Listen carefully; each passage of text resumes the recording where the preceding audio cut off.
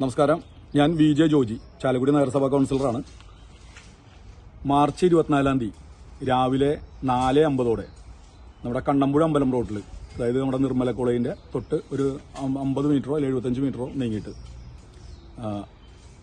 രാവിലെ 4:50 ഒരു പുലി എന്ന് തോന്നുന്ന ഒരു മൃഗത്തെ കാണുകയുണ്ടായി.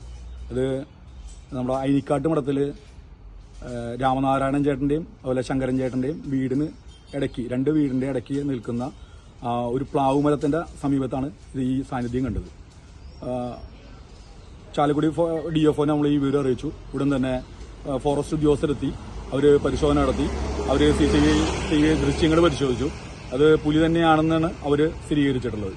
അപ്പോൾ ഒരു നിർദ്ദേശമായിട്ട് അവർ നമ്മുടെ അടുത്ത് പറഞ്ഞിരിക്കുന്നത്, രാത്രി കാലങ്ങളിൽ പൊതുജനങ്ങൾ ഈ ഭാഗത്തുള്ളവർ പുറത്തിറങ്ങി നടക്കരുതെന്നുള്ള ഒരു നിർദ്ദേശം എല്ലാവരും എത്തിക്കാനായിട്ട് ഫോറസ്റ്റ് ഉദ്യോഗസ്ഥരെ അറിയിച്ചിട്ടുണ്ട്. ആ ഒരു വിവരം അറിയിക്കാൻ വേണ്ടിയാണ് ഞാൻ ഈ വീഡിയോ ഇടുന്നത്. അപ്പോൾ ഈ പ്രദേശത്തുള്ളവർ, ഹൗസിംഗ് ബോർഡ് കോളനി, കണ്ണമ്പുഴ അമ്പലം പ്രദേശത്തുള്ളവർ പ്രത്യേകിച്ച് രാത്രി കാലങ്ങളിൽ പുറത്തിറങ്ങി നടക്കരുത് എന്നുള്ളൊരു വിവരം കൂടി നിങ്ങൾ അറിയിക്കുകയാണ്.